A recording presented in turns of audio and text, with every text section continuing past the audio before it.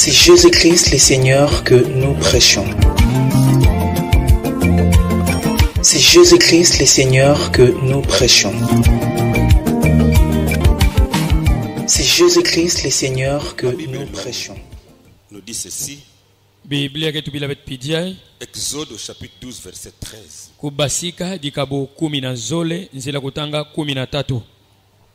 Le sang vous servira de signe sur les maisons où vous serez. Je verrai le sang et je passerai par-dessus vous. Il n'y aura point de plaies qui vous détruisent quand je frapperai le pays d'Égypte. Kubasika dikabo 10 nzela kutanga 13. Menga tasadisaka beno bonso kidimbu na zulu ya banzo ina ya bentavanda. Kana bonso nde memo na menga mutaluta na zulu na beno ye mutabula benu ve na mpasi mosi ina ya mutabula nsi Ezipito. Kana bonso nde umona menga mutaluta na zulu na beno. Notre Père Céleste, Tata na beto mazulu sois béni à jamais. Sampulama kimakulu. Sois béni pour ta parole. Sampulama samuna ndinga nange. Sois béni pour notre bien. Sampulama samuna mambote na beto.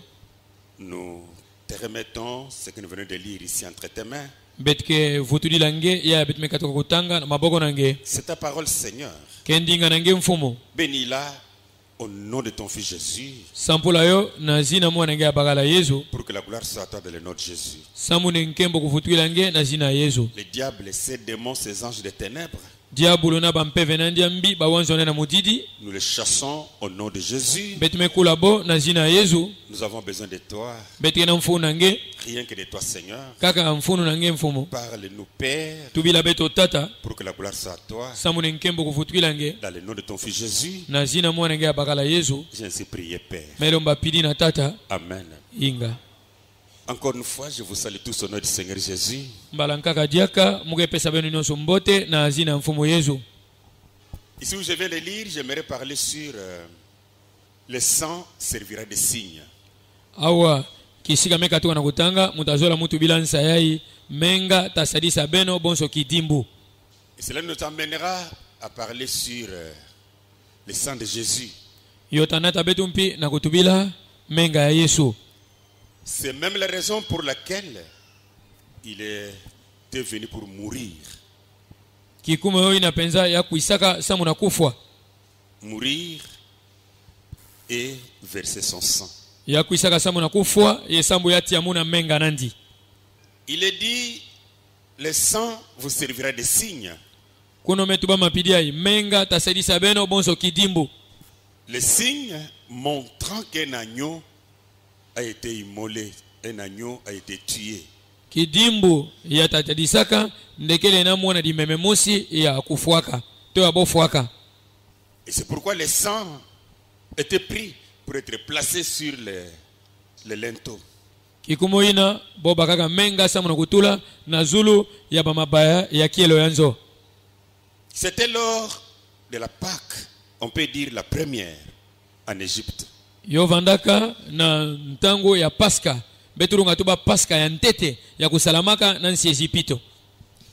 Juste avant qu'Israël ne sorte. Yo vandaka na ntwala Israel kubasika to kubigisa nsi Ezipito. Pour aller dans son pays. Samu na kukwenda na nsi nayandi. Et le sang de cet agneau a servi de signe. Ye menga ya mwana di memeyai kusadisaka bobonso kidimbu. Si nous revenons encore sur Exode chapitre 12. Kana betu vutukila diaka kubasika dikabu 10. Là, il est également dit, Kuna bometu badiaka au verset 5 et 6, nanzila tano tia sambano ça sera un agneau sans défaut, tavanda mwana di mememosi yagenka tukifu mâle, âgé d'1 an. ya bakala yagena mvula mosi. Vous pouvez prendre un agneau ou un chevreau. Belunga kubaka mwana di meme to mwana nkombo. Vous les garderez jusqu'au 14e jour de ce mois. Benta bumba yo tina kilumbu wa 10 ya ngonda mosi yo ina. Et toute l'assemblée d'Israël l'immolera entre les deux soirs. Ye kimvuka nyonso ya Israel tazenga yontu na katikati ya banko kila zole. Je n'aimerais pas vraiment parler sur cet agneau. mukazola ve penza mutu bila mwana limeme yai. Mais je veux que nous puissions être intéressés par le sang. Kansi mukazola nde betu benda bukebi na betu na zulu ya menga. Mais cet agneau d'Égypte à Goshen Mwana limeme yai Yezipito na Goshen était le type de Jésus. yavandaka mbandu ya Yesu. Donc Jésus également, lui, Yesu yandimpi il est l'agneau de Dieu yakele mwana limeme ya Nzambi qui devrait être sacrifié pour nous, immolé pour nous. ya kulomba maka ya fuato atambikama tobozenga ni ntusamu na beto. Dans 1 Corinthiens au chapitre 5 verset 7 il est dit: Na Korinthe ya ntete dikabu ya 5 nzila kutanga nsambwati yometu ba mapitia. Faites disparaître le vieux levain Benu walisa to benu vidisa nsefu ya ntama afin que vous soyez une pâte nouvelle. samu de bevanda poto poto mosi ampa Puisque vous êtes sans levain, sambu bekele nkatu nsefu car Christ notre Pâque a été immolé. sambu Kristo ya yage paska na betu ya fuaka.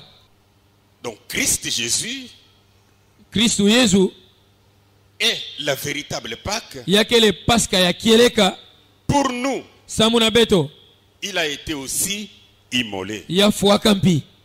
Paul dit quelque chose dans Romains chapitre 5 verset 8. Paul getu bakima mosi na Roma dikabu ya 5 nzila kutanga nana. Il dit, mais Dieu prouve son amour envers nous Nde Nzambi getadisa zola nani na beto en ce que lorsque nous étions encore des pécheurs, na mutindo ya inde na ntango betu vanda diaka bansumuki Christ est mort pour nous. Kristo kufuaka sambu na beto Lui, le véritable agneau. yandi mwana limeme ya kieleka. Ce qui est très important dans la mort de Jésus, Kima ke ya mfunu mingi na kata lufu wa Yesu c'est le sang qu'il avait versé. yokele menga ya tia munaka Et c'est sur cela que je voudrais parler aujourd'hui. yekele na zulu ya menga ya mgezo tubila bubu yae. Et le sang de l'agneau, Ye menga ya mwana limeme que cela soit le sang de l'agneau qui était en Égypte, yovanda menga mwana limeme na kuvana Ezipito qui était immolé dans chaque famille. yina bova fuana konsu familia. La Bible dit, Biblia ketuba le sang vous servira de signe menga tasadisa beno bonso kidimbu sur les maisons où vous serez. na zulu abanzo ina benta vanda Je verrai le sang mutamona menga et je passerai par-dessus vous. ye muta luta na zulu na benu to muta pumbuka beno Alors, il n'y aura pas de plaies qui vous détruisent. tavanda vena mpasi toki mbefu ya tafwa beno Quand je frapperai le pays de l'Égypte, na ntanga muta bula nsi Ezipito donc le sang qui était versé en Égypte par chaque agneau, na bunkufi menga ina ya konsu limeme kutia munana Ezipito placé à la porte de chaque maison, ya bova tula na kielo ya konsunzo épargnez cette maison ou cette famille de la colère de Dieu. yova bumba nzo ina to familia ina na nganji ya Nzambi. Et le sang de Jésus, Ye menga ya Yesu qui était mort également pour nous, ya kufuambisa muna beto nous épargne également de la colère de Dieu. yoge bumba betu mpina ntwala nganji ya Nzambi.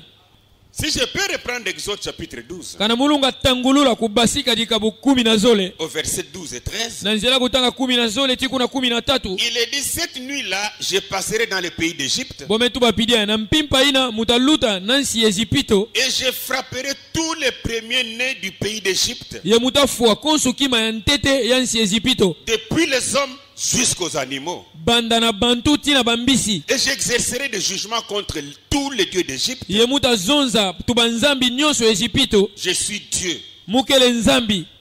C'est alors que le sang vous servira de signe. Popana nde ya menga tasadisaka beno bonso kidimbu Un signe qu'un agneau a été tué. mutundi yo ina mwana limeme kufuaka Dans les maisons où vous serez, na banzo ya benta vanda je verrai le sang mutamona menga et je passerai par-dessus vous. ye mutapumbuka beno Il n'y aura point de plaies qui vous détruisent tavanda vena mpasi toki mbefu atafua beno quand je frapperai le pays de l'Égypte. na ntaka mutapesa ndola nansi Ezipito Donc le sang na bunkufi menga épargnait chaque famille yova bumba konsu familia de la colère de Dieu. na ntwala ya nganji ya Nzambi. Mais si on prend ce sang de Jésus, Kansi kana betu baka menga ya Yesu ou yai même ce que le sang de l'agneau a fait, to yai ya menga ya mwana limeme kusalaka la Bible nous dit, nous sommes justifiés par le sang de Jésus. Biblia getu bila betu nde betu me basika to betu me yobisama na menga ya Yesu. Le sang de Jésus. Menga ya Yesu Dans Romains au chapitre 5 verset 9, na Roma dikabo ya 5 nzela kutanga uvwa il est dit, Mametu mama pilie. À plus forte raison donc. Kuluta ikuwa na bunkufi. Maintenant que nous sommes justifiés par son sang, Ntangu ya betume kuma bantu ya mbote ya masonga na nzila menga nandi. serons-nous sauvés par lui de la colère? Betu taguluka na nzila nandi na nganji. Parce que nous sommes justifiés par son sang. Sambu betume kuma bantu ya mbote na nzila menga nandi. Par le sang de l'agneau, Na nzila menga mwana alors limeme. nous serons épargnés de la colère de Dieu. Pana betu tabumbama na ntwala ya nganji ya nzambi. Je veux qu'on comprenne quelque chose sur ce sang aujourd'hui. Mugezola nde betu bagisa kima mosi na zulu ya menga Yesu ya bubu. Mais je vais lire d'abord quelques citations de Branham ici. Kansi mutatanga feti mwa banzila masona ma ya Branham wa. Dans les signes, Na kidimbu 1er septembre 1963, paragraphe 274, il dit, il, c'est-à-dire Dieu, il ne reconnaît rien d'autre que les signes. aketu bankisokidila nzambi ake ndimaka tokumona kima nkaka veka kidimbu. C'est le message de l'heure. Yokele nsangu ya ntango yai. C'est le message de ce jour. Kele nsangu ya bubu yai. C'est le message de notre temps. Ke nsangu ya ntangu na beto. Au nom de Jésus-Christ, recevez-le. Na jina Yesu Kristu benu bakandi. Le message ne peut jamais être le sang. Nsangulunga vanda ve menga tangi mutinu. Non, mais le message n'est pas mort pour quelqu'un. Me msangu kufuwa ve samu na muntu. Branham savait contredire la Bible. Branham vaza bambote mbote pena kutelemina Biblia. Dieu ne reconnaît que les signes. Akezo ni nzambi ake zabaka kakidimbu. Quel signe? Inki kidimbu. Le message de l'heure. Nsangu ya ntango yai.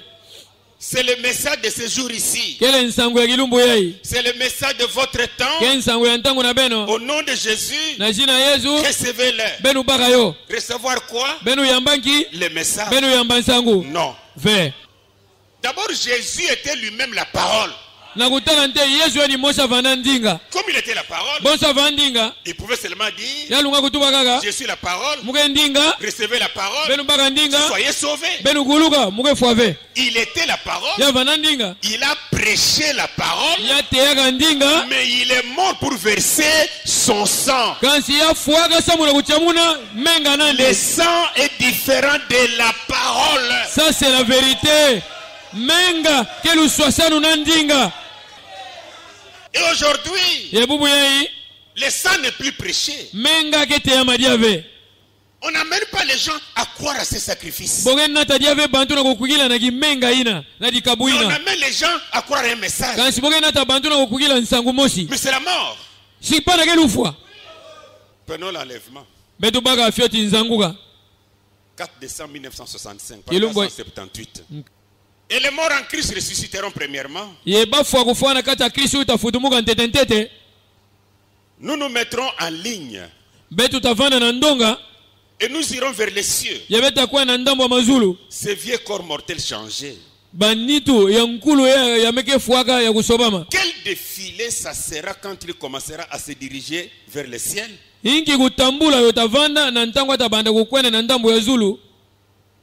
Un de ces jours, Mosi na kata bilumbu. dans ce temps de l'enlèvement Non. qui est devant nous, Na ntango ya nzanguka yake kusa na ntwala na beto. oh, Oh. montrant fièrement le sang de Jésus-Christ sur leur poitrine. Na kutadisaka na lulendu nyonso menga Yesu na zulu banturu nabo. Le message de Dieu de l'heure Nsangu ya nzambi ya ntangu. dans lequel ils avaient cru. Yai ya boku gilaka na ntangu nabo. Quand ce peuple sauvé commencera à monter vers le ciel, Na ntango akikanda ya meguluka tabanda kumata na ndambo ya zulu. il dit, ils vont montrer fièrement le sang de Jésus-Christ Aketuma nde bota tadisa na lulendu nyonso menga Yesu Kristu. sur leur poitrine. Na zulu banturu nabo. Quel sang? Inki menga. Le message de Dieu de l'heure. Nsangu ya nzambi ya ntangu. Même s'il y a un message, Atako gena nsangu. c'est la parole. Yoge ndinga. Mais pour que nous soyons rachetés, Kansi samu nebe tusumbama. le prix à payer n'était pas la parole. Ntalu ya kufuta kuvanda ve ndinga. Mais Moïse venait avec la parole. Moise kukwisa na ndinga. Tous les prophètes venaient avec la parole. Bamitubi nyonso bakwisa na ndinga. Mais quand il mourait, il partait où? Kansi na ntanga bova fwa bova kwena wapi? Au séjour de mort. Bova kwena na nsi ya bafwa. Pourquoi Pourquoi? Sambu nanki. Pour leur salut. Sambu na lugulusu nabo. Pour leur rédemption. Sambu na kusumbama nabo. Pour leur rachat. Sambu na kusumba nabo. Ce n'est pas la parole qui allait faire cela. Kevendinga ndezo sala yo. Mais c'est le sang. Quand si menga. Il a fallu que Jésus meure. Yala mama de Yesu kufa. Verse son sang. Yati amuna menga nani. Puis il va aller au séjour de mort. Nanima kitanansi abafwa. Pour le récupérer. Sambu agobaka basantu antama ina. C'est clair? Et vous entendrez les gens dire. Yabenta bantre tuba. Les sangs aujourd'hui. Menga bubu Les yai. signes aujourd'hui. Kidi bubu yai. C'est le message. Kele nsangu. Oui, pour aller en enfer avec ça. Yinga. Sambu na kukwena bilungi penza tiyo. Parce qu'en réalité, Sambu na masonga nyonso on ne reçoit pas le Saint-Esprit boge bagampe vesantu ve. en croyant un message. Na kukwigilaka na nsangu mosi. Non, on reçoit le Saint-Esprit Ve muntu ke bagampe vesantu en croyant Jésus. kana me kwigila na Yesu. Si nous prenons Jean chapitre 7 verset 37 à 39, Kana betu baka Yohani likabo ya nsambwa di nzela kutanga 30 na nsambwa di tiku na 30 na uvwa. la Sainte Bible nous dit ceci. Biblia musantu ketu bila pidia. Le dernier jour, Na kilumbu nsuka, le grand jour de la fête, kilumbu ya nene ya nkizi, Jésus se tenant debout s'écria. Yesu kutelemaka ye abokaka. Si quelqu'un a soif, Kana bosu ne muntu kena kiwini qu'il vienne à moi ya kuisa na mono et qu'il boive. ye yanua. Celui qui croit en moi, Muntu neke kwigila na mono des fleuves d'eau vive couleront de son sein, comme dit l'Écriture. banzadi ya masa ya luzingu yota kitana kati nandi mpila disona magetuba. Il dit cela de l'esprit que devrait recevoir ceux qui croiraient en lui. Ya tubaka yo na mpeve ya bayina tabaka bayina takugila na yandi. Il n'a pas dit si vous croyez la parole. Ya tuba vene kana bosu nebe kugila ndinga. La parole, tout le monde peut l'entendre. Ndinga muntu nyonso lunga wayo. Satan dit amen à la parole. Satana mbike tuba yinga na ndinga. La Bible dit Satan croit. Biblia ke tuba nde satana ke kugilaka. La parole, il sait que c'est la vérité. Ya saba ne ndinga ke makeleka. Si tu dis à Satan, Dieu a créé les cieux et la terre, Kana nge tubila satana ne nzambi kuganga mazulu tintoto. va-t-il dire non? Atabuya Il atawangana. dira amen. Aratuba yinga yoke pelina. Mais la Bible dit ici, Kansi Biblia ke tuba wa. il dit cela de l'esprit que devait recevoir ceux qui croiraient en lui. Ya tubaka yo samu na mpeve ya bantu tayamba baye atakugila na yandi. Lui qui? Yandi nani? La personne de Jésus. Yandi muntu ya Yesu. Car l'esprit n'était pas encore. Sambu mpeve kuvanante teve omekwisa. Parce que Jésus n'avait pas encore été glorifié. Sambu Yesu kuvanante teve amebaka nkembo. Donc il y a un problème de croire la personne de Jésus. Kele nadi kambu ya kukwigila na muntu ya Yesu. Prenez un peu ce que Pierre dit aussi. Betu baka diaka kima pete loke tuba. Dans Actes chapitre 11 verset 15 à 17. Na bisala bantumo adika bukumi na mosi nzila kutanga 15 tiku na 10 na nsambwadi. Lorsque je me suis mis à parler, Na ntango ya mubanda kutuba, le Saint-Esprit descendu sur eux comme sur nous au commencement. mpeve santu kukita na zulu na bo, kitesu mosi bonso na betu na luyantiku. Et je me souviens de cette parole du Seigneur. Yemu ibukaka ndinga ya mfumo, Jean a baptisé d'eau. Yohani kupesaka mbotika ya masa, Mais vous, Quand vous il serez beno. baptisés du Saint-Esprit. ntama mingi vebe ntabaka mbotika ya mpeve santu. Or, puisque Dieu leur a accordé le même don qu'à nous, Bonso nzambi mepesa, bo dikabu musi oina mepesa beto. puisque Dieu leur a accordé le même don qu'à nous qui avons cru au Seigneur Jésus, Bonso nzambi me pesa bo dikabu musi oina, kitesu mosi bina beto kukugila na Yesu. nous avons eu ces dons-là parce que nous avons cru au Seigneur Jésus. Amen. Betu bakaka dikabu ya mpeve santu ya samu betu kugilaka na mfumu Yesu. Et aussi ont cru. Bompi, bome kugila. Et Dieu leur donne le Saint-Esprit comme à nous. Ye nzambi ke pesa bompeve santu mpila peme pesa beto. Donc je veux que nous comprenions une chose. Mugezola na betu bakisa kima mosi. Il y a une personne qu'on appelle Jésus. Kena muntu mosi ya boke binga Yesu. Il y a la parole. Kele na ndinga. Et la parole, ce n'est pas seulement Jésus qui a prêché ça. Ye ndinga kekaka Yesu mpamba kutea yove. Même les prophètes de l'Ancien Testament, ils sont venus avec la parole. Ataba mitubi ya kokana ntama bokwisa na ndinga. Quel est le rôle que la parole joue? Inki kisalu ya ndinga kesala. Ce que ceux de l'Ancien Testament ont parlé, yina ya bamitubi ya kokana ntama kutubaka la Bible dit, Biblia ketuba c'était pour pointer Jésus. yo vanda samu na kutarisa Yesu. Amen. Tout ce qu'ils ont prophétisé, Nyonso bo bigula ina c'était pour Jésus. yo vandaka samu na Yesu. Ils n'ont pas dit, Botu bavende c'est pour moi, ke samu na mono c'est pour la parole. ke samu na Non, ndinga c'était pour Jésus. yo va samu na Yesu. Maintenant que Jésus qu'ils ont prophétisé est arrivé, Ntangu ya Yesu anga bo yitaku bigula kukwisaka il leur dit alors, yake tubila bon ntangu ai croyez en moi bekukila na mono et vous recevrez la vie éternelle. yebenta baka luzingo mvula na mvula.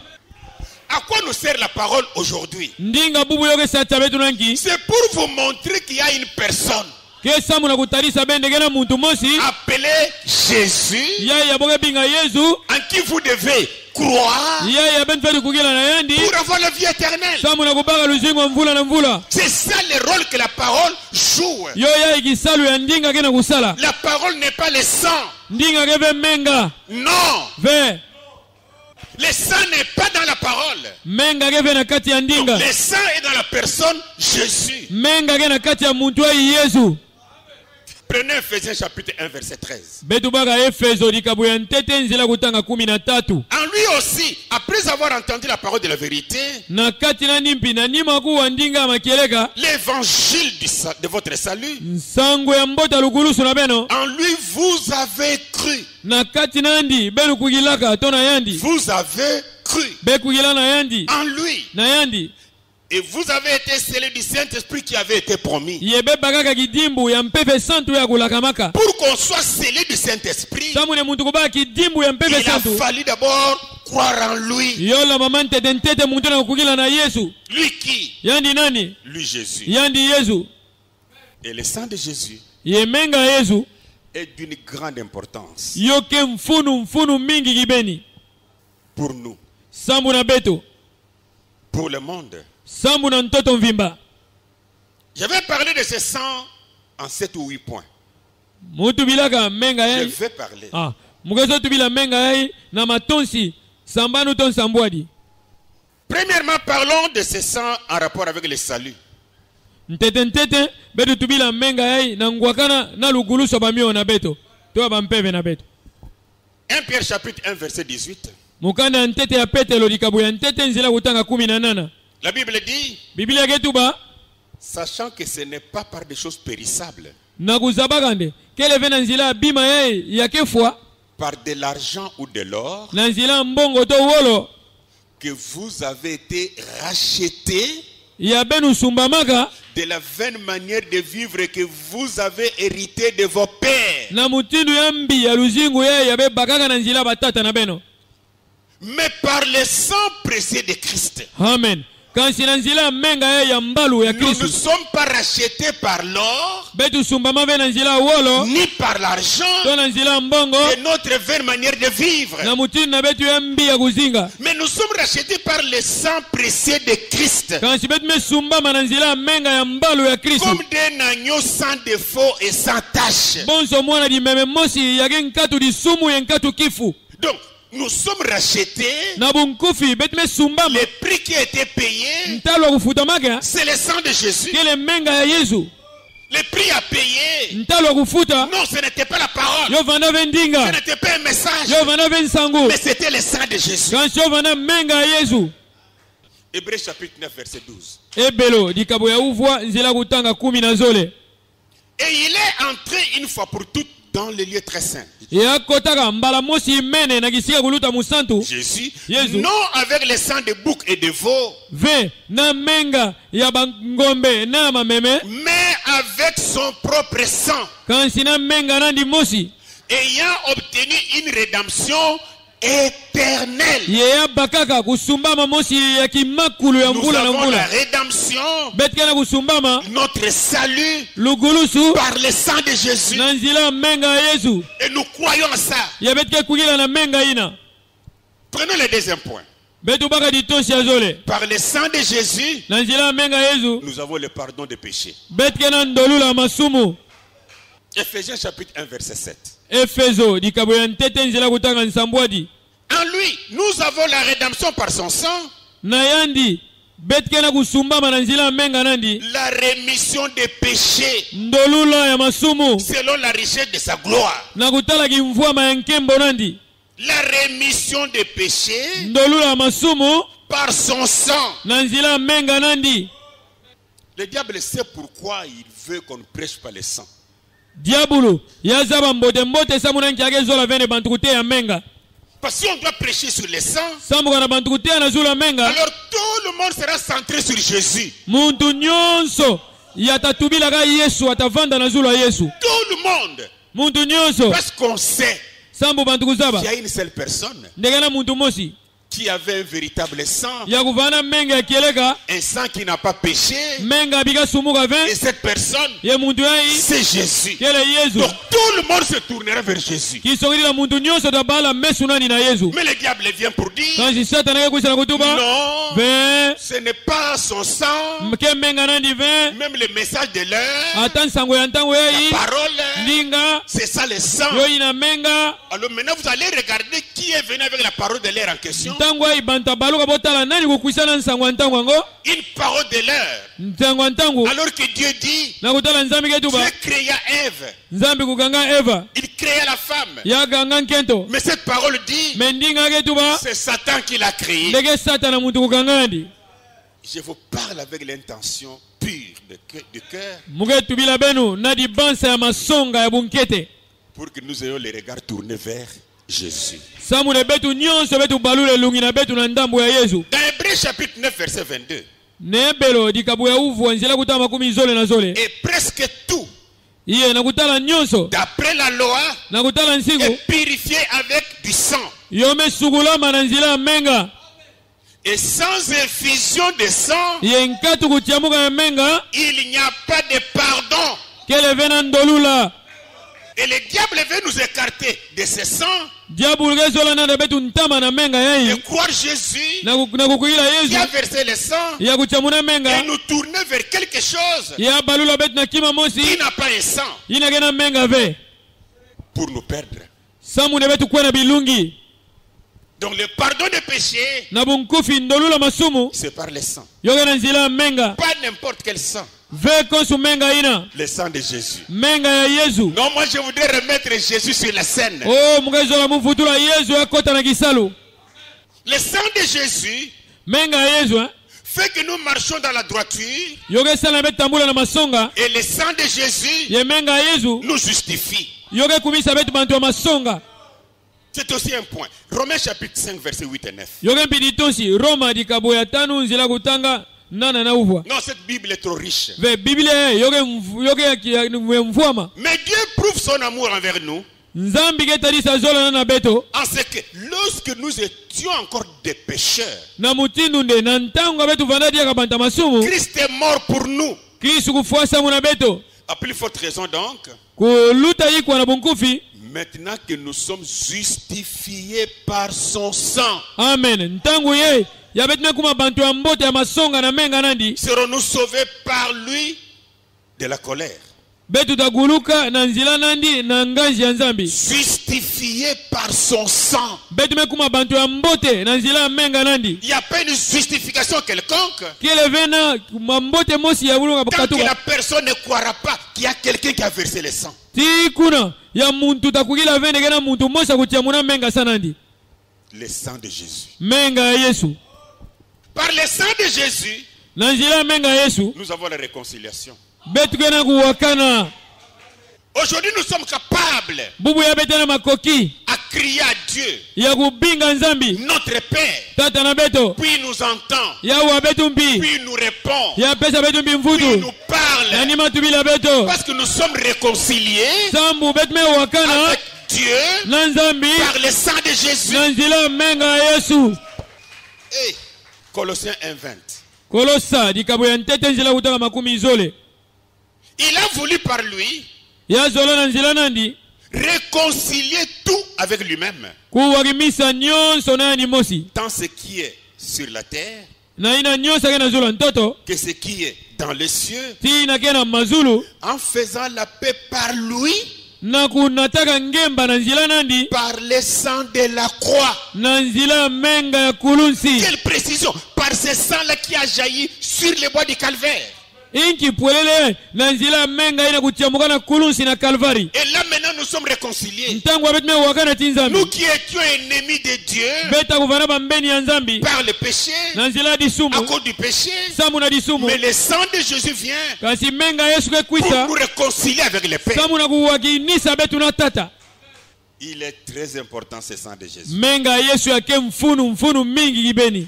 Ça nous permet à regarder encore bien Jésus. Yoge pesa betu nswana kutala Yesu dia mbote kibeni.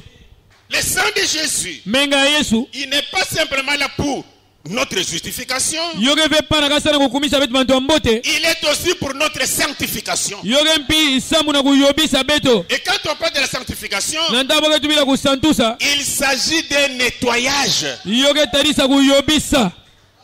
C'est-à-dire, ce sang de Jésus Kisogidi la menga Yesu nous yai. nettoie. Yoge yobisa beto.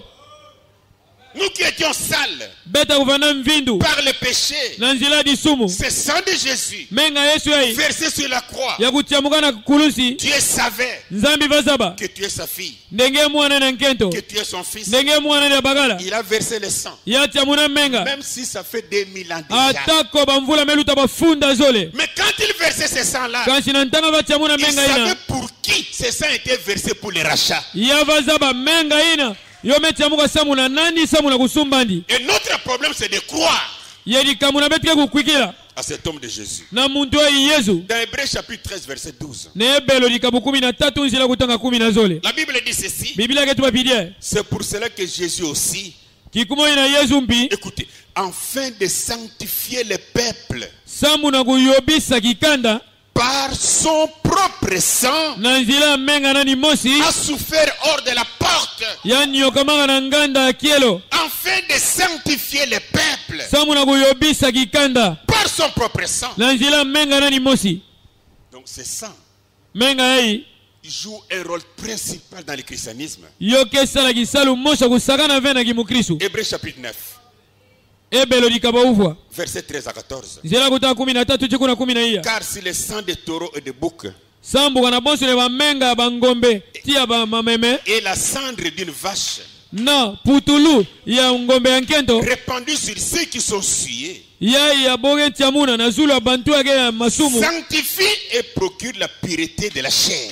yoge yobisa bon yoge katula bon mvindu ya nsuni yae Ça c'est seulement dans l'Ancien Testament. ya ikeka na wana ya ntama Le sang de taureau, menga ya bangombe le ya sang bagala de bouc menga ya bankomba ya qui bagala sanctifie ya va yobisa et procure la pureté de la chair. ya yo katula masumu na nsuni yae Combien plus le sang de Christ kuluta ikwa menga ya Kristu qui par un esprit éternel ya ina nzila mpeve ya mvula na mvula s'est offert lui-même ya kuli kutambikana ni mosi sans tâche à Dieu, nkatu lisumu na nzambi purifiera-t-il notre conscience des œuvres mortes yo tasugula nzailu na betu na bisalo kufwa afin que vous serviez le Dieu vivant. samu nebe salila nzambi ya moyo Le sang de Christ, menga ya Kristu il nous nettoie.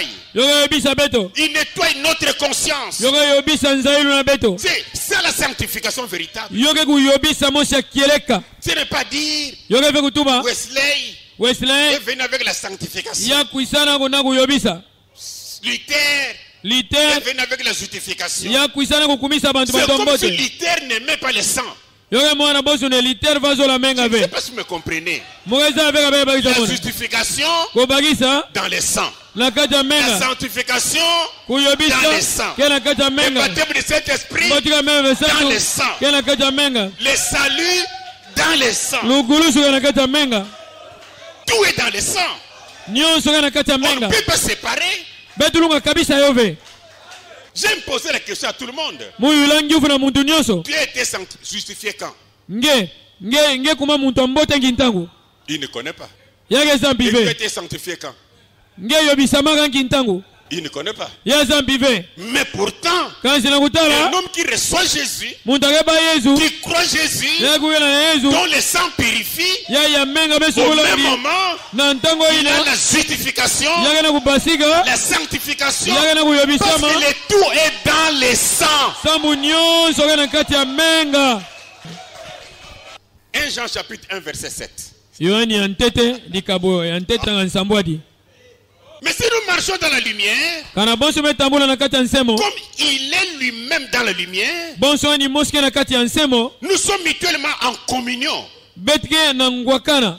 Et le sang de Jésus, son Fils, nous purifie de tout péché. ye menga yesu mwana nandi ke sukula betu na disumu nyonso. Le sang de Jésus. menga yesu Donc, il n'y a pas une autre personne à qui on peut croire. ke vena muntu ankaka betulunga kugila na yandi Tu peux faire une aventure pour croire à moi, mpangi ngelunga sala bansaka nenge kugila na mumbushu pour croire à ton prophète. sana kugila na mutubi nange Il n'a pas le sang qui peut te purifier. yake vena menga fetu yobisa nge Oh, il a la parole. oake na ndinga Ce n'est pas la parole qui purifie. ke ve ndinga muntu ke Ce n'est kuyebisaka pas la parole qui sanctifie. ke ve ndinga muntu ke La sukulaka parole nous amène à croire ndinga ke nata bete na qu'il kugila y a un sang. ndenge na menga Le sang de Jésus menga yesu qui doit te purifier, ina fetu qui doit sukula te nge sanctifier. ina fetu yobisa C'est nge. clair? Amen. Le sang de Jésus. menga yesu Un sixième point. ditonsa Il nous sambani rapproche de Dieu. yoke nata betu penepene na nzambi. Oh là là.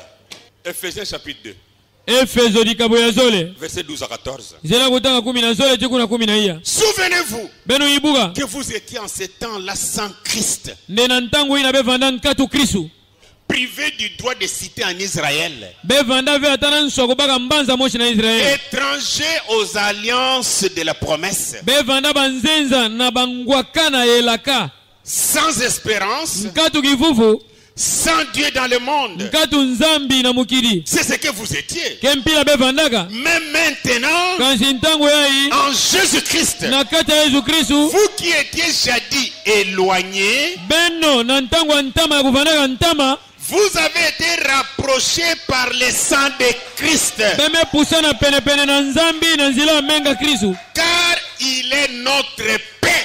sambu yake ngemba na beto. Alléluia. Amen. Lui qui de deux n'a fait qu'un yani ke ezole ya kukumaka mosi et qui a renversé le mur de séparation, yeye ya kubukaka kibaka ya ava kabisa betu na nzambi le mur de l'inimitié. kibaka ya kimbeni Il a brisé cela ya bukaka yo pour que nous soyons rapprochés de Dieu. samu betu pusana penepene ti nzambi. Aujourd'hui, tu peux être dans ta maison. bubu yangelunga vana nzona nge Dieu te fait grâce. nzambi kusala nge dienga Il te parle. ya tubila nge Peut-être dans ton cœur, ya tubila nge malanga na ntima par na tes nge oreilles. malanga na makutu na Il nge te parle. ya tubila nge mpi Pourquoi? sananki Le sang de Jésus menga yesu nous a rapprochés de lui. yo mepusa betu penepene na Nous nzambi qui étions éloignés, beta kuvana ntama ti yandi sans Dieu. nkatu nzambi Mais le sang de Jésus kansi menga yesu nous a rapprochés. yo mepusa betu penepene na nzambi. Gloire à Jésus. Merci. Kembo na yesu penza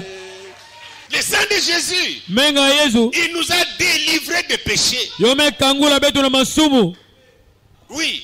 inga Apocalypse chapitre 1, kusonga likabu ya ntete verset 4 à 5.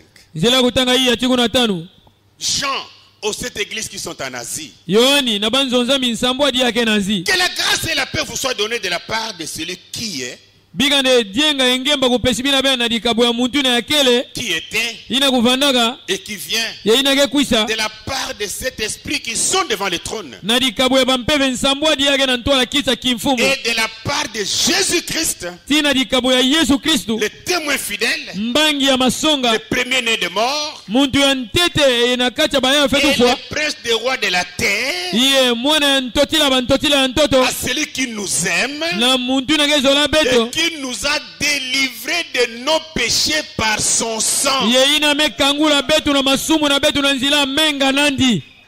Amen. Il était la parole.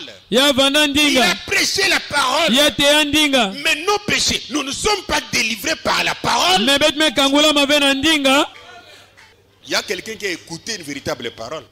kalakena muntu akuwa ndinga ya masonga ya keleka C'était Pierre. kuvandaka petelo Il a écouté la parole prêchée par la parole. ya waka ndinga ina ndinga yo mosi kuteyaka Judas a prêché a cru la parole. Prêché par la parole. Yudasi kukugilaka ndinga ina ya ndinga ni mosi kuteaga. Mais ils ont cru avant les 100. Kasi bokugilaka na ntwala ya menga. Ils ont cru cette parole avant les 100. Bokugilaka ndinga ya ina ntwala ya menga kuchamuka. Est-ce qu'on me comprend bien? Ketibeka bakisa mono. Parce qu'ils ont cru avant les 100. Bonso bokugilaka na ntwala menga Les kuchamuka. 100 de Jésus. Menga Yesu. Non, ils n'étaient pas délivrés de leurs péchés. Ve bokangula mave na masumu na bo. Devant celui qui leur prêchait l'amour. Ça c'est la vérité. Na ntwala muntu avate ya bozola. Aimez-vous les uns les autres. Bezola na beno na beno. Si quelqu'un te tape à gauche, Kana muntu kubula ngana liboka kinkento. donne la joue droite. Nge pesa liboka Pierre disait ita amen à malibagala. cela. Petelo vatu bayinga na yo. Mais quand Marcus est venu Quand sinantanga Marcus kukuisaka devant Jésus, na ntwala Yesu. Pierre n'était pas délivré de ses péchés. Petelo kukangula mave na lisumu ina. Il a pris le couteau, Ya baka mwana il mbele. lui a coupé l'oreille. Ya zenga likutu ya Il Marcus. n'était pas délivré. Petelo kukangula mave na masumu. Kasi na kutala vala La ndinga. parole prêchée par la parole Jésus. Ndinga ya kuteama na ndinga Yesu. Cela n'avait pas délivré Pierre Yo kangula ve Petelo. de son démon de bagarre. Na mpeve na ndiambi ya bitumba. Pour qu'il soit délivré de ses démons, Samuda kangula mana il mpeve a hii. fallu que le sang de Jésus soit versé sur Yo le bois du lomba Calvaire. mande menga Yesu kutiamuka na Kalvari. La parole est une chose, Ndinga kekima le mosi. sang est une autre chose. Menga mpige kima Une nkaka. parole Ndinga prêchée par n'importe qui yametema na kosu qui ne nous mundina. ramène pas à Jésus. Yage futula betve na Nous Yesu. croyons le sang. Samet kuila Cette menga. parole est fausse. Ndinga inage Ce lufunu. prédicateur est faux. Mute inage Ce lufunu. prophète est faux. Mutubi inage Et un lufunu. faux prophète. Yage mutubi ya lufunu. C'est la raison pour laquelle, Kikumo ine. quand le sang était versé sur le bois du Calvaire, Na ntanga menga kutiamuka na Kalvari. c'est là sur le bois Kokuna nde na kulusi. que Jésus va dire Ya Yesu utubaka. tout est accompli. Nyonso melungisama. Mais pendant qu'il était dans les rues de Jérusalem, Quand sinantanga vana balabara ya il Yerusalemi. ne pouvait pas dire que tout est accompli. Ya lunga ve kutuba ne nyonso melungisama. Parce que la chose la meilleure, Sambu kima kuluta la plus mfunu. grande chose Kima kuluta pour nene. laquelle Jésus était venu sur la terre, Ina Yesu kukusela na zula ce ntoto. n'était pas pour que les gens mangent le poisson. Kuvanda vesa mule bantu kudia bambisha masa. Ce n'était pas pour le miracle. Yo vana vesa na bimpa. Mais c'était pour racheter l'homme. Kansi yo vanda sana kusumbulula muntu. C'était pour que le sang soit versé. Yo vanda sa mune menga Et quand kutiamuka. le sang était versé, Yana ntanga menga il kutiamukaka. s'est levé Ya et telemaka. il a dit, Ya tubaka. Père, Tata. tout est accompli. Nyonso melungisama ntangu yei. Alors il pouvait dire à Pierre, Yalo utubila Petero. maintenant je crois que tu ne vas plus utiliser ton couteau. Ntangu ya mekumuke kugila nengeta salila diave mwana mbele Il nange. n'a plus utilisé ça. Hein? Ya salila yo diave. Jean chapitre 19 verset 30. Jean chapitre 19 verset 30. Yohani dikabo 10 nzela kutanga 30. Quand Jésus y prit le vinaigre, Na ntangu ya Yesu kunwa malafu angani. il dit, Ya tubaka. tout est accompli. Nyonso melungisama. Et baissant la tête, il rendit l'esprit. Ya kitisaka ntu ya vutulaka mpeve. Le sang avait déjà jailli. Menga kutiamukaka. On dit amen à ça. Bege tubayinga nayo. Amen. J'avais dit la fois dernière, un homme qui croit, Muntu bana mbalame lutane muntu ake kugila. il reçoit le Saint-Esprit, Ya bampeve santu. il reçoit la vie éternelle. Ya baka luzinga mvua na mvula. Et le Saint-Esprit vient sur lui Ye mpeve santu kuisa na zulu nandi. comme un sceau, Bonso kinyemunu. comme un guide. Bonso ntwadisi. Dans Ephésiens chapitre 4 verset 30. Efeso dikabwaiya zila kutama 13. Là la Bible nous dit ceci. Kuna Biblia ketu babidia. N'attristez pas le Saint-Esprit de Dieu Benu kumisa ve maua mpeve santu ya nzambi. par lequel vous avez été scellés Yai abebaka kidimbu na nzila nayo. pour le jour de la rédemption. Samu na kilumba kusumbama. Vous avez été scellés du Saint-Esprit. Bebaka kidimbu ya mpeve santu. Il scelle qui? Mpeve santu ke tulanda ni Cet homme kidimbu. qui a cru Jésus, Muntu na mekugila na Yesu. cet homme qui a reçu la vie éternelle. Muntu na mebaka luzinga mvula na mvula. Revenons sur quelque chose. Betu ufutukila kima mosi. Oui, j'en avais parlé ici, ça fait longtemps. Metu bilayo wa bilume luta mingi. Dès que je me prépare, peut-être la semaine qui viendra, on va prêcher un tout petit peu et puis on va prier pour le Saint-Esprit. Mugena Est-ce ku. qu'on peut recevoir le Saint-Esprit sans émotion? Keti muntu lunga bampeve santu. Nkatu kututuka. La grande réponse serait oui. Mvutu ya nene yotavana yinga we pilina. C'est ça la grande bonne réponse. yoya inde mvutu ya nene ya mbote. Oui. Prouvons un tout petit peu. Betu tadisa yo ntango fioti. A commencé avec Paul. Nako banante de na Paul. Acte chapitre 9. Bi sala bantuma dikabo uvwa. Verset 17 à 20. Nzela kutanga 17 hadi tiku na 10. Il y a beaucoup de choses qu'il faut remettre en ordre. Ke bima na bima minga betu fetu futula na ndonga. Anania sorti. Ananya kubasikaka. Et lorsqu'il fut arrivé dans la maison, Ye ntango akumana nzo. il imposa les mains sur Saul Ya tula maboko na zula Saul. en disant, Na kutubaka Saul mon frère, Saul mpangi na muna bagala. le Seigneur Jésus qui t'est apparu sur le chemin, Mfumu Yesu ya kubasikilange na nzila. le chemin par lequel tu venais, Nzila yange vakwisa. m'a envoyé. Ya metinda mono. Le Seigneur Jésus m'a envoyé Mfumu Yesu metinda mono. pour que tu recouvres la vue. Samu de mesu nange kukanguka. C'est pour sa guérison. Kesa na lubelu kunandi. Et que tu sois rempli du Saint-Esprit. Ye samu nange fulusama na mpeve santu. Qu'il soit scellé. Ya baka kidimbu. Parce qu'il avait cru Jésus. Sambo akugila na Yesu. Au même instant, Na ntango ngoina. il tomba de ses yeux comme des écailles. Bima mosu kubwana mesu na bonso Et bibala. il recouvra la vue. Ye Paul kumona diaka. Il s'éleva Ya telemaka. et fut baptisé. Ya baka mbotika. Ce n'est pas que la Bible a omis ça. Yoke vene Biblia kuvilaka to kukatulaka yo. Anania dit, Anana ketuba. je viens pour deux choses. Mekuisa sana bima zole. Tu recouvres la vue Mesu nange kukanguka tonge mona. et tu sois rempli du Saint-Esprit. Yenge fulusama na mpeve santu. Au même moment, Na ntango moso ina. au même instant, Na ntango moso ina. les écailles sont tombées. Bibalu kubwana mesu nandi. Le miracle a eu lieu. Kimpa kusalamaka. Il a vu. Saul kumonaka. Mais la Bible ne continue pas pour dire. Kansi Biblia ke fula vena kutuba ne. Puis il a crié. Na nima Paul kubogaka. Il a dansé en esprit. Paul kukinana kimpeve. Il a tourné. Paul kujindumukaka. Il a reçu le Saint-Esprit. Ya baka mpeve santu. Ce n'est pas que la Bible a oublié. Yoke vene Biblia mevila yo bampangi. N'avait-il pas reçu le Saint-Esprit? Pana beke tuane Paul kubaka mpeve Il santu en ve. avait reçu. Ya bakaka yo. Il s'est levé et fut baptisé. Ya telemaka ya baka mbotika. Passons d'abord. Et après qu'il eut pris de la nourriture, Yena nima adia. les forces lui revinrent. Bangolo kufutukilandi. Saul resta quelques jours avec les disciples qui étaient à Damas. Saul kubigala mwa bilumbu fioti na ba longo kia kuvana Damas. Verset 20. Et aussitôt il prêcha dans les synagogues. Nzila kutanga makumi zole. Yentama mingi veya banda kutena banzo nzambi. Parce que le Saint-Esprit, quand il vient sur toi, Samu mpeve santu na ntango kwisa na zulu na nye. il doit te conduire dans toute la vérité. Yo fetu tambwisa ngena masonga nyonso. Et aussitôt il prêcha dans les synagogues Yena ntango ina Paul banda kutena banzo que nzambi. Jésus est le Fils de Dieu. Nde Yesu Kristu ke mwana ya Mais il y a nzambi. des gens qui disent qu'ils ont reçu le Saint-Esprit. Kansi kena bantu aketu bane mwana baka mpeve santu. Ça fait 50 ans, Bamvula meluta makumi peut-être tanu. 30 ans, Banga makumi avec tatu. le Saint-Esprit, Na mpeve santu. prêchant du haut de la chair. Na kuteana mesa Ils santu. n'ont jamais vu Jésus comme Fils de Dieu. Bome bika kuyila ntevene Yesu ke mwana ya Mais nzambi. ils croient en Jésus qui est Dieu. Kansi boke kuyilaka na Yesu ke nzambi. C'est un Saint-Esprit différent Yo va mpeve santu ke luswa de sanu. celui de Paul. Na mpeve santu wa Paul kubakaka. Non, mais ça c'était un Saint-Esprit différent. Ve, yo ke mpeve santu ke luswa sanu. Comment tu as eu le Saint-Esprit? Ngengi mtingene ba mpeve santu. Pour te dire Sana kutuba. que quand Jésus était né à Bethléem, Nde na ntango Yesu kubutuka pa na Bethlehem. pendant qu'il était en train de pleurer, Na ntango vake dila nye. cherchant le lait maternel, Nakunua mabele Marie. cherchant le lait maternel, Nakusosa mabele. c'est Jéhovah qui criait. Ina ke Jova. Ke nzambi muntu va boka. Ça va se blaguer avec Jéhovah. Ina ke kusakana nzambi. Ça c'est manquer du respect avec Jéhovah. Ina ke kusanga lusitu na nzambi.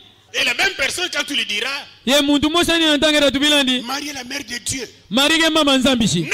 Ve, Marie pili na n'est pas la ve. mère de Dieu. Marie ke mama nzambi Marie- ve. Et si cet enfant est Dieu, Kala bonso ne mwana yake Marie nzambi. c'est la mère de qui? Marie atavana mama nani? Mais c'est la mère de Dieu. Si Marie ke mama nzambi pili na ve. Pas seulement de Dieu, de Jéhovah. Ve mama nzambi kaka ya Jova. Dans les gazambes, la sauterelle, les gélèques et les asiles.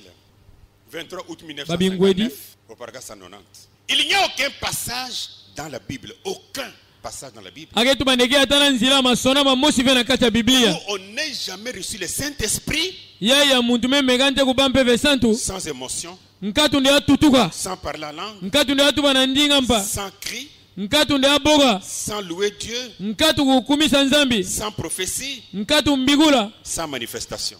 nkatu kumonisa mamoshi bidia. Il dit aucun passage. Agetu mane atanzila masona mamoshi keve na kata Biblia. Acte chapitre 2 verset 38. Isala bantuma likabo azole nzela kutama 38. Pierre leur dit, Petelo kutumila bo. repentez-vous, Benu jila masumu. que chacun de vous soit baptisé au nom de Jésus-Christ Konsu muntu na kati na bengo bambotika na zina Yesu Kristu. pour le pardon de vos péchés. Samu na ndolo masumu na beno. Et vous recevrez le don du Saint-Esprit. Yebenta baka likabo mpeve santu. Car la promesse est pour vous, Sambu likabo ke samu na beno. pour vos enfants, Samu na bana beno. pour tous ceux qui sont au loin, Samu na bantu nyosa gentama. en aussi grand nombre que le Seigneur notre Dieu les appellera. Samu na bantu mingi diaka mfungu na beta fula kupinga. Et la Bible continue comme ça, Biblia ke fula bidia hii. sans montrer là où ils ont titubé. Nkatu kutadisa kifuli na boketu ande bantu vako unga unga. Donc comme ils n'ont pas titubé, Bonso bova unga unga comme ils ve. n'ont pas parlé en langue, Bonso botu bave na ndinga comme ils mpa. n'avaient pas des émotions, Bonso kuva ve na bakututuka c'est qu'ils bakuboka. n'avaient pas le Saint-Esprit. Kisongi la bo baka mpeve santu ve bantu hii. Non, ce sont des déclarations qui n'ont pas de sens. Fe. Ke bantu bili mosi yagena mutindo ya mbote ve. Paul que nous venons de lire ici, Poli ya bitme katoka na kutanga. sans émotion. Nkatu kututuka. Et l'eunuque éthiopien, Ye mukobo ya mfumu ya Ethiopia. sans émotion. Nkatu kututuka. Et les gens se tourmentent. Ye bantike kudiwengisama. Je n'ai pas le Saint-Esprit. Munu mungena mpeve santu ve. En bon, Pilina diaga. il continue. Ya fula kutuba. Je ne suis jamais tombé. Munu mebiga buanteve mububu. Je n'ai jamais crié. Me boganteve na Je nzonzambi. n'ai pas le Saint-Esprit. Mungena mpeve santu ve. En question réponse numéro 2, 23 août 1964. Eh bien, Mbote. c'est quelqu'un qui pose la question. Ke muntre yula njufu. Est-ce que quelqu'un peut avoir le Saint-Esprit sans manifestation, sans sensation? Age yula branam njufu. Ketikena muntulu nga baka mpeve santu. Nkatu nde ya dindumuka. Nkatu nde ya tutuka to ya boka to kima moshi kusalama. Écoutez la réponse. Benu wa mvutu. Eh bien, Mbote. pourriez-vous imaginer Ketibelunga yindula. une mère donnant naissance à un enfant sans le savoir? Mama mosi. Kubuta mwana nkatu nde ya zaba na mebuta. Réfléchissez. En rapport avec la question posée. Na ngwagana na njufu me yulama. Il faudra qu'elle soit inconsciente Yogala mane mama ni kufana ke kujikuza bave. pour ne pas le savoir. Samu ne abagisa ve. Suivez. De même, vous ne pouvez pas recevoir le Saint-Esprit Kitesu mosi. Belunga ve kubampeve santu. sans le savoir. Nkatu nenge bagisa nenge me bampeve santu. Parce qu'une maman ne peut pas mettre au monde Sambu mama mosi lunga buta ve. sans le savoir. Nkatu nde ya bagisa na me buta. Or, le Saint-Esprit, quand il vient sur une personne, Nakutala mpeve santu na ntoke kwisa na zola muntu. ou cette maman-là qui va mettre au monde sans le savoir, To mama ina tabuta nkatu kubagisa. elle a commencé par avoir une semence. Sina ntwala ntete ya vana nkeni. On comprend maintenant? Bena bagisa. Non. Le problème, c'est que quand la semence entre dans cette maman-là, Dikambuke ntena na ntangu ya nkeni ke kota na divuma cette mama maman ina. ne connaît pas ça. Mama ina ke saba vende nkeni me kota na kata divumu nae.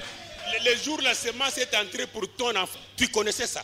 Ça c'est Non, c'est une mauvaise réponse. yoge mfutu mbi En réalité, na masonga mais toi, quand tu étais conçu, tu connaissais le jour. nge na ntanga nge baka divumu nge sabaka ne pa na divumu kota Un homme peut recevoir le Saint-Esprit kisone mundulu bampeve santu sans le savoir. katumbi kusaba na me Mais bampeve cette santu maman-là, que la semence est entrée, que Dieu vous bénisse mama ina nkeni me kota na kaza divumu nandi elle saura comment que la semence est entrée. yara zama ngi mutunu ne nkeni me kota 2-3 semaines après, bamposo sole tota dunanima ya bando kwa ntima kufeta ntima kufeta kubanda kubanda pourquoi je l'ai noté? sana kimuka ntima kufeta Bon, je vais voir un peu à la fin de mois ici. mu kinga feti na nsuka ngonda wa Il regarde ces dates, ya kinga atala bangonda ça nandi ne vient pas. yoge kwisa ve On me comprend maintenant? bega bagisa muntango yayi Ça ne vient plus. yoge kwisa dia ve Pendant que la semence est entrée, kasi nanta nkeni mekota il ne l'a pas su.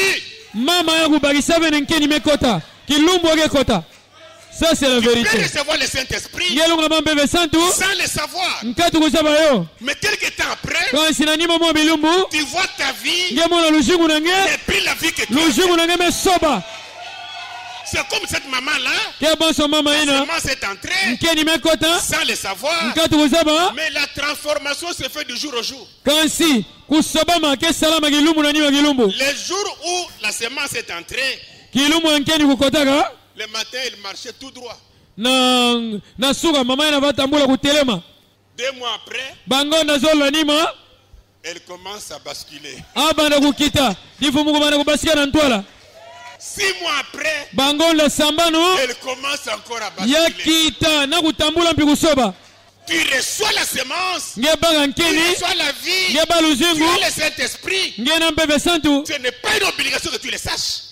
Ce n'est pas une obligation que tu le saches. yoke ve nswane nge saba nge mebaka yo Peut-être même le jour que tu es tombé là, malaka kilumbi na nge bwaka ce n'est pas le jour que tu as reçu ça. ke ve kilumbu na nge mebaka yo ça Ce c'est n'est vrai pas la même minute que tu as reçu ça. yoke ve na miniti mosi oyo na nge baka yo Tu avais déjà reçu, nge baka yo peut-être 3 minutes avant, mbala nka miniti tatu na mais la nima manifestation vient après, kasi kumonisama na kukwisa na parce nima que le ventre commence à... sambu livumu mebanda kumata Et les gens souffrent. ye bantre nyokama Mais pourtant, tu regardes ta vie, kasi na kutala nge tala luzingu na nge tu ne manges plus ce que tu mangeais. ngeke diadia vei na nge vadia Pendant que cette maman, le ventre commence à gonfler. na ntanga mama ya livumu na mebanda kumata Sa nourriture a changé. madia nani mpike soba akudia Son système a changé. mutindu nani mpia ni tuke soba Qui viendra avec une prédication pour lui dire, nani lukwisa na mateya kuteya mama ina nde tu n'as pas un enfant dans le ventre. mama na livumu na nge muke bansa ne mwana nge ve Mais pose la question, kasi yule ni nguvu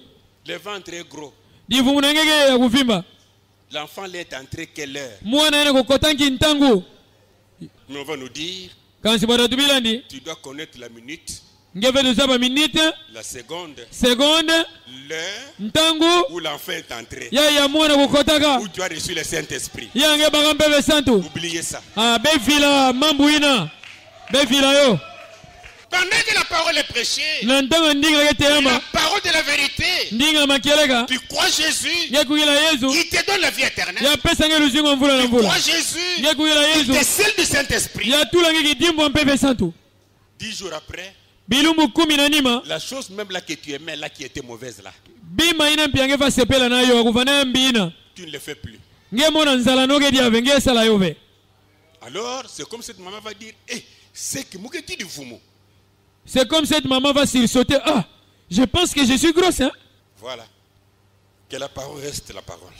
ndinga ke bikalaka ndinga Et après, quand tu as reçu ça, ye na nima na ntanga ebaka yo il y a les fruits de Galates 5, 22 qui vont commencer à te suivre. kele na bambuma yei ya galate dikabo makumi zo na zole etabanda kulanda luzingu nange Là où la Bible dit, mais les fruits de l'esprit, kisika biblia ke twende dimbumaki mpeve c'est l'amour, yo kele zola la joie, kiese la paix, ngemba la patience. kukinga Tu es tombé et en tombant, tu as dit, tu as le Saint-Esprit. Est-ce que tu as l'amour, ngeme bua na nima kubua nge twende nge na mpeve santu eske zola na kati nange kele la joie, kiese yo kele la paix, ngemba yo kele la patience, kukinga yo kele la bonté, mambote yo kele la bénignité ou la bienveillance, kusala bantu mambote nge esala la fidélité, kuvanda masonga yo la kele douceur, mawete yo la kele tempérance. kukanga ntima yo Tu vas kele trouver la personne qui n'était pas tombée ngela mona muntu akubwa ve avec la tempérance. na kukanga ntima Les gens parlent, bantu lunga tu bamambinandi mais lui, il a acheté le silence. kanti yandi amesumbaka pima Comme Étienne Mouchou. bonso etiene mbutu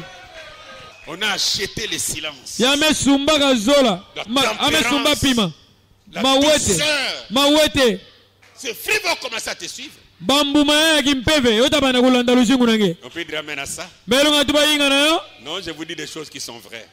non mukatubila bebima ke masonga Parce kibe que nous sommes en train de parler sur le sang de Jésus. sambu betana kutubila menga ya yesu Et il a versé ce sang-là pour notre rachat. yatia munaka menga ya isamu na kusumbama na beto Et j'ai dit dimanche ici, la loi du rachat mutu bana lumingo wa nde nsiku ya kusumbama ne disait jamais qu'un papa, un père, puisse racheter son enfant. yova tuba vyatangi mutu nde tata mosi kusumba mwana nandi La loi disait nsiku vatuba que c'est un frère ndekele mpangi qui doit racheter son frère. yave lusumba mpangi nani yankaka Dieu, zambia ah, il est terrible. ve ake ngituka La Bible dit que Dieu est esprit. biblia ke tuba ne nzambi ke mpeve Et l'esprit n'a ni chair, ye mpeve ke na nsuni ve ni os. yoke mbina mukwa ve C'est-à-dire pour que Dieu rachète, kisongeli samu ne nzambi kusumba il doit chercher un corps yave tosa nitu et une chair, na nsuni et les os mikwa et le sang. na menga Dieu dit non, nzambi ne ve ça ce n'est pas pour moi. yoke yaike ve samu na mono Je vais donner la loi. mukepesa nsiku Si un homme tombe c'est son frère qui va le racheter. Parce que lui, il a le sang, il a les os, il a la chair. Son frère aussi a les os, la chair et le sang.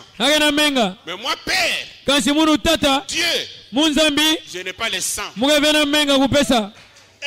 Il savait ce qu'il disait. Prenons Lévitique au chapitre 25. Verset 47 à 49. Si un étranger, disons Satan, si celui qui demeure chez toi devient riche, et que ton frère devienne pauvre près de lui, et se vende à l'étranger qui demeure chez toi, ou à quelqu'un de la famille de l'étranger, il y aura pour lui les droits de rachat. On doit racheter cet homme-là qui s'est fait vendre.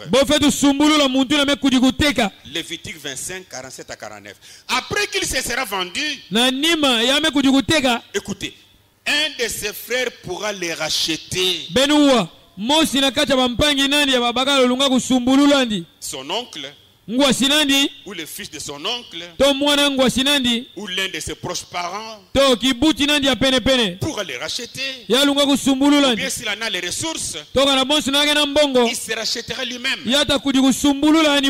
Mais si nous retournons au commencement, là en Éden, la personne qui était tombée, qu'on devrait racheter, c'est Adam. Et Adam avait un corps. Il avait une chair. Il avait des os. Et il avait un sang. Dieu, sachant qu'il était son fils, s'est écarté dans la loi pour dire que le père peut les racheter. Mais il a dit, il faut que son frère les rachète. Lisons Luc chapitre 3 verset 38. Il est parlé de la généalogie de Jésus. Je parle le verset 38 simplement. Fils d'Enos, fils de Seth, et Seth, fils d'Adam, fils de Dieu. Donc Adam était le fils de Dieu. Dieu était son père, et son père s'est écarté du droit de rachat. Prenons Jésus. Luc chapitre 1. Verset 35. L'ange lui répondit, le Saint-Esprit viendra sur toi, et la puissance du Très-Haut te couvrira de son ombre. C'est pourquoi le saint enfant qui naîtra de toi sera appelé fils de Dieu. Ah ok, il y a Adam qui est fils de Dieu, il y a Jésus qui est fils de Dieu. Prenons 1 Jean chapitre 4. Verset 15. Celui qui confessera que Jésus-Christ est le fils de Dieu, Dieu demeure en lui, et lui en Dieu, et lui en Dieu. Ah, donc Adam fils de Dieu, Jésus-Christ aussi fils de Dieu. Continuons. Galates chapitre 3. Verset 26. Car vous êtes tous les fils de Dieu. Ah bon? Jésus fils de Dieu, Adam fils de Dieu, nous aussi les fils de Dieu. Mais Adam fils de Dieu, dans le péché, nous fils de Dieu, dans le péché, mais il y a un fils de Dieu qui n'est pas né dans le péché, c'est Jésus. Car vous êtes tous les fils de Dieu par la foi en Jésus-Christ. Je prends Romains chapitre 8 verset 16 à 17. L'esprit lui-même rend témoignage à notre esprit que nous sommes enfants de Dieu. Ah bon? Nous sommes enfants de Dieu. Romains chapitre 8 verset 16 à 17. Nous sommes enfants de Dieu. Nous sommes fils de Dieu. Or, si nous sommes enfants, écoutez bien, nous sommes aussi héritiers. Ok? Héritiers de Dieu. Et co-héritiers de Jésus. Pourquoi Jésus? Parce qu'il est notre frère. Oh Dieu. Nous les fils. Adam fils. Jésus fils de Dieu. Et dans Matthieu chapitre 28 verset 10. Écoutez ce que Jésus dit. Alors Jésus leur dit. Il dit aux femmes. Ne craignez pas. Allez dire à mes frères. Amen. Dieu n'est pas notre frère. Ça c'est la vérité. À mes frères. Qui était le frère de Jésus? Les Pierre, malgré son couteau. Les Jacques, les Barthélemy étaient les frères de Jésus. Nous sommes dans la loi de rachat. Allez voir, allez dire à mes frères de se rendre en Galilée, c'est là qu'ils me verront. Écoutez ce que Paul dit. Dans Hébreux chapitre 2 verset 11. Car celui qui sanctifie, celui qui sanctifie et ceux qui sont sanctifiés. Bien. Non, écoutez ça très bien. Qui sanctifie? Jésus par son sang. On a lu ça. Car celui qui sanctifie et ceux qui sont sanctifiés, nous sont tous issus d'un seul. Jésus est issu de Dieu. Nous sommes issus de Dieu. C'est pourquoi il n'a pas honte de les appeler frères. Amen. Nous sommes les frères de Jésus. Mais parmi les frères de Jésus, nous avons Adam qui est tombé. C'est de lui que nous sommes venus. Nous sommes dans le péché. Le père d'Adam, Dieu, il s'est écarté du rachat. Il dit, moi je ne le fais pas. Mais je vais vous donner un frère. Adam, toi je t'ai créé. Tu es mon enfant. Tu es mon fils. C'est comme Jésus. Il est aussi mon fils. Mon fils engendré. Créé dans le sang de Marie. Il est ton frère. S'il y a un problème de rachat, c'est entre vous là-bas. Entre vous les frères. Un frère. S'il y a un frère qui a assez d'argent, qu'il paye. Mais le prix à payer n'était pas l'argent. Le prix à payer n'était pas l'or. Mais le prix à payer était le sang qui n'a jamais péché. Un sang innocent. Un sang qui ne vient pas par le rapport d'un homme et d'une femme. Gloire à Jésus. Dieu a permis que parmi nos frères, il y a un frère qui s'appelle Jésus, dont le sang qui était en lui, c'est le sang de Dieu, le sang innocent, qui n'a jamais péché, qui ne connaît pas le péché. Il est resté le seul qui pouvait payer le prix pour notre rachat. Ce n'est pas la parole qui a payé le prix. Amen. Et Jésus nous a rachetés. Même si on est ingrat, tu tues quelqu'un, l'État t'arrête. On te met dans la prison. On te dit qu'on va te tuer. Mais quelqu'un vient. Il plaide pour toi. ya dodikila sa munange Il te fait sortir de la prison. ya badisa ngena nzonkodi Vas-tu être ingrat avec cette personne? keti ngelunga zanga kuvutula matondo na muntu ya Plus grave, mpasi kuluta pour notre cas, sa munaja munabeto c'est Jésus qui vient pour dire, ke yesu kekwisa na kutuba ne les tuez pas, benu fwa bove mais tuez-moi à leur place. kansi benu fwa muna kisika na bo Parce qu'il savait samba vasaba qu'il était la résurrection. nde ava lufutumugu Même si on le tuait, ata bofwandi il reviendra à la vie. ata futumuga Mais il a pris notre place. kansi abaka kisika na beto Et maintenant que nous nous retrouvons, ntango betume kuli kumonana au lieu qu'on nous tue, na kisika bofwa beto mais nous sommes vivants. kansi beta na moyo À cause de qui? sa muna nani Libérés. betume À kangulama cause de qui? sa muna nani À cause de Jésus. sa muna yesu Et puis quelqu'un vient pour dire, ye muntu kwisa na kutuba non, le prix qu'il a payé les 100 là, ve ntalu ina futa menga ina mettez ça de côté. betula na lweka Venez à la parole de l'heure. be kwisa na ndinga na ntangu Pardon.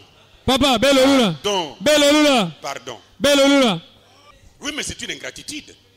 ke kuzanga kufutula matondo Et ye après que Jésus nous ait rachetés, na nima yesu kusumba beto parce que les saints étaient payés là au calvaire, sa mumenga kufutama na kalvari il n'a pas dit que c'est tout. yatuba vende imene Il a fallu qu'il soit également un intercesseur pour nous. yolo mama mpia vanda muntu ake dodikila sa muna beto Le prix est payé, ntalu mefutama mais la faiblesse est dans le corps. kansi nitu yake na bulembu na yo Tu peux dire que tu comptes adultère. ngelunga tuba ndenge esala ve bizumba Très bien. mbote Mais tu te fâches aussi. kansi nge wampi makasi Jésus comprenant cela, yesu nakobakisaka yo il dit, même si j'ai payé le prix, aketuma nde ata mufuta ntalo je dois monter auprès du Père, mufetu mata penepene na tata m'asseoir sur son trône. mufetu vanda na kiti na yaki mfumu Ces gens pour lesquels le prix était payé, bantu amefuta ntalu sana bo s'ils commettaient une erreur, kala bosi na bosalaki fu je sais que le Père sera là pour frapper. muzaba nde tata na va pasa na kubula Mais moi, kasi mono je serai là pour dire au Père, munava na pasa na kutubila tata son péché là, disumu na je ndina l'avais pris sur moi. mubaka yo na zulu na moto Alléluia. amen La place de Jésus, kisika ya yesu il faut que ce soit un aventurier qui prend ça. yokalomba ne muntu abansaka kutuba ne muke kuma yesu Même les démons craignent de prendre la place de Jésus. ata bampeve yambi boke bangana kubala kisika ya yesu Romains chapitre 8, mukanda polo na bakristo ya roma likabu ya nana verset 33-34. nzela kuta 33 tiku na 34 Qui nous accusera, enfin, qui accusera les élus de Dieu? nani atafunda baponami ya nzambi C'est Dieu qui justifie. ke nzambi muntu ke kumisa masonga Qui le condamnera? nani atalola bo Christ est mort. kristu mefwa Bien plus, il est ressuscité. na zulu na yo dia yamefutumuka Il est à la droite de Dieu. yake na liboki bakala ya Et nzambi il intercède pour nous. yake na kudodikila samu na beto amen Après avoir payé le prix, nani mafuta ntalu il se tient là encore yake telema dia pana pour intercéder pour nous. samu na kudodikila samu na beto Et par son sang, yana nzela menga nandi il est pour nous un avocat. yake samu na betu zonzi Mais un très bon avocat. kansi zonzi ya mbote Ce sont les avocats de ce monde ici. beza bazonzi ya mokili yai Ils cachent le vol de leurs clients. boke bumbaka muyibi ya baklia na bo te ya Non, bantu na mon bo client n'a pas volé. ve ke muntu na mume iba Il ve n'était même pas là. ya vanda mbikuna ve Mais le véritable avocat, kansi bazonzi ya kielega le véritable avocat, zonzi ya kielega c'est Jésus. kele yesu Tu fais une erreur, ngesalaki fu il intercède auprès du Père, ya dodikila na lweka tata parlant au Père de l'erreur que tu as faite. Parlant au Père na kutubila tata de l'erreur que tu as faite. kifu ange mesala Non, mais il a volé. ve ayibaka Oui, Père, tata yinga je sais qu'il a volé. muzaba na ayibaka Je ne dis pas qu'il n'a pas volé. muketuba ve na ayiba ve Il a volé. yayibaka Mais ce vol-là, kansi muyibina j'en avais déjà pris sur mon compte mono mubaka yo na zulu na mono quand j'étais sur le bois du Calvaire. nanta muva na kulusi na kalvari Pardonne. lolula Le Père regarde. tata kutala Il dit, bon, je pardonne. yatuwene mome lolula Un avocat. zonzi 1 Jean chapitre 2, verset 1 à 2. yohani ya ntete likabu ya zole nzila ya ntete ti ya zole Mes petits enfants, bana munu ya fioti je vous écris ces choses mukesongila bebi mayai afin que vous ne péchiez point. samune besumuka ve 1 Jean 2, 1, 2. Et si quelqu'un a péché, yekana muntu mesumuka il ne dit pas que vous ne péchez pas. Ah, Mais que si tu vas- quelqu'un a péché, aketwanekana muntu mesumuka nous avons un avocat auprès du Père. betikana zonzi mosi nalweka ya tata Qui est cet avocat? zonzi yake nani Jésus-Christ le juste. amen yesu kristu muntu wa masonga muntu ya mbote Il n'y a pas de juste sur la terre. nazula mtoto wake na muntu wa mbote ve Un seul est juste. muntu mosi ke muntu wa mbote C'est Jésus. kele yesu Mais je peux vous dire, kasi muna watumila beno je suis juste. muke muntu wa mbote Là, je regarde aux 100 versets par mois. pana muke tala menga ya yesu En kuchamukaka regardant le sang de Jésus, na kutala menga ya yesu je dis que je suis juste. muke tubane muke muntu wa mbote Tout en disant que je suis juste, na kutubane muke muntu wa mbote j'ai fait des erreurs. muke sala bifu Mais lui, Jésus, kasi yesu la yani Bible l'appelle les justes. biblia yake bingani muntu wa mbote ya masonga Il est lui-même une victime expiatoire yake yani mosi kimenga amekuti kutambika pour nos péchés. samu na masumu na beto Non seulement pour les nôtres, ve kasi na masumu na beto nous les juifs, betu nous bayuda les apôtres, betu bantumwa non seulement pour les nôtres, ve kasi na masumu na mais beto aussi pour ceux du monde entier. kansimpi samu na masumu ya ntoto Dans mvimba le monde entier, tu es là. na kati ya ntoto mvimba ngie Dans mpingina na le kati monde kuna entier, je suis là. na kati ya ntoto mvimba muke kuna Et je suis dans la joie muke na kiese de voir ce que Dieu a pourvu. na kumona ya nzambi meidika Sachant que nous sommes des hommes. na kuzabana bete bantu Suis-je aux erreurs? bantu ya mambi Mais Dieu accepte kasi nzambi ke ndima que sur son trône, na nde nazula kite kimfumu nani qu'il y ait un avocat. zonzi kuvanda pana quelle grâce Et le contrat avec cet avocat, ye ngwakana na zonzi ina Dieu dit, nzambi ketuba je ne frapperai pas mukabula ve sans qu'on discute avec toi. nkatu nde betu wakana ntete nange Quelle grâce de croire Jésus. inki dienga ya kukugila na yesu Quelle grâce. inki dienga ye Quel avocat. inki zonzi ye À cause du sang versé. samu na menga kutiamukaka Mais je ne veux pas qu'on nous écarte de ce sang. mukezola ve nde bokatula betu na menga yai Le sang, ce n'est pas la parole. menga keve ndinga mampangi Le sang, ce n'est pas la parole de l'heure. menga keve ndinga ya ntangu Le sang, ce n'est pas la parole du jour. menga keve ndinga ya kilumbu Non. ve Ça, c'était un mensonge. ina ke luvunu Le sang, c'est le sang de Jésus. menga ke menga ya yesu Fini. imene Le sang de Jésus. menga ya yesu On doit y revenir à Jésus. betu fe tufutukila yesu Tout doit tourner autour de Jésus. nyonso fe tubaluka kaka na njungu ya yesu Et c'est Jésus d'abord, c'est lui qui est le médiateur. ye yesu yeke yandeke na kikatikati ya nzambi ti bantu 1 Timothée chapitre 2 verset 5. timote ya ntete likabo ya zole nzela kutanga 5 Il y a un seul Dieu kela nzambi ka mosi et aussi un seul médiateur ye muntu mosi ake na kikatikati entre Dieu et les hommes. na kati ya nzambi ti bantu Jésus-Christ, homme. yesu kristu muntu Pas Jésus-Christ Dieu. ve yesu kristu nzambi Pas Jésus-Christ esprit. ve yesu kristu mpeve Mais Jésus-Christ homme. kasi yesu kristu muntu Pour intercéder pour les hommes. samu na kutodikila sana bantu Moi, ça me fait du bien. oyo kesepelisa mano mambo yayi Le sang de Jésus, menga ya yesu ce n'est pas le message. yoke ve nsangu Le sang de Jésus, menga ya yesu ce n'est pas la parole. yoke ve ndinga Le sang de Jésus, menga ya yesu c'est le sang de Jésus yoke menga ya yesu qui a été versé ina kuchamukaka pour notre salut, samu na lukulusu na pour beto notre rédemption, samu na kusumbama na pour beto notre guérison. samu na lubeluku na Parce beto qu'il est écrit aussi, samu mesona mampi par même maîtrise, na nzela bamputa na mono vous avez été guéris. beno bebelukaka Même la guérison, ata nous lubeluku l'avons par les maîtrisures de Jésus. betkeno na nzela bamputa Et ya on ne peut yesu pas avoir de maîtrisure bolunga vave na bamputa sans qu'il y ait du sang. nkatu ne menga kuvanda Et le sang de Jésus ye menga yesu a payé le prix pour toi, yo futa ntalusa nange a payé le prix pour moi. yo futa ntalusa na mono Je peux me sentir heureux maintenant mulu kulikuwa ntango yeyi et avoir l'espoir ya mutula kifufu qu'un jour, ndekilu mosi je serai avec lui. mutavanda ti yandi Pourquoi? sananki Parce que je crois en lui. samuke kukila na yandi Je crois que ce sang a été versé pour mon rachat. muke kukila ne menga ina kuchamuka sala kusumbama na mono Que le Seigneur vous bénisse. bika ne mfumu kusampula beno Mettons-nous debout, on va prier le Seigneur. betu telema beta samba mfumu Sois béni à jamais. sampulama kimakulu Je suis très content de toi.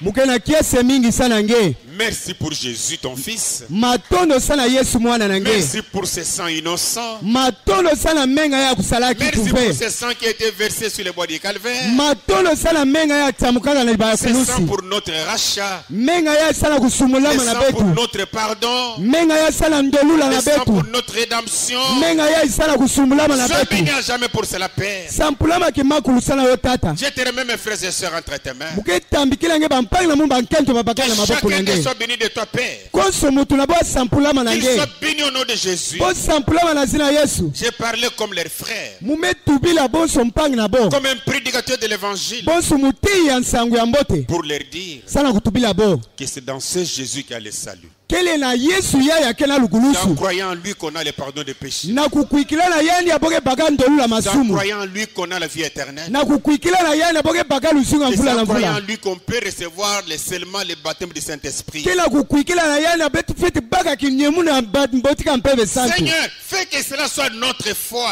Mfumu selende yo fana lukuikili na Cette betu. foi biblique. Lukuikili ya ya Pour que Biblia. la gloire soit à toi dans le nom de Jésus. Sambu nkemu kufana nge na Je sina les Yesu. abandonne entre tes mains. Muketambikila nge bo. Que Jésus dans nos vies Yesu na balusinga na betu. soit le centre de tout. Yavana katikati ya bima Que Jésus nyonso. dans nos vies Yesu na balusinga soit na le betu. noyau de tout. Yavana katikati ya nyonso. Que Jésus soit tout pour nous, Père. Yesu kuvana nyonso na betu tata. Parce qu'il est écrit dans ta parole. Samome solama na ndinga na nge. Tu as tellement aimé le monde Nge sola mukidi mingi. que tu as envoyé ton Fils unique Yenge tina mwana nge umosi. afin que quiconque croit en lui Samu mutu nyonso atakwikila na ne yani. périsse point, Ya vilave. qu'il ait la vie éternelle. Ye ya baka lusinga mvula na Seigneur. mvula. Mfumu. Moi et mes frères, Munu na bampangi na nous mono. disons une chose. Bete tubaki mamosi. Nous croyons Jésus. Bete kuikila Et Yesu. parce que nous croyons Jésus, Nanta bete kuikila toi Yesu. accomplis sur nous le reste. Ngenge lungisa la betu ina La mebika. vie éternelle, Lusinga mvula na la mvula. bénédiction, Balusaku la munu. bonne santé, Mavimpi ya la mbote. guérison.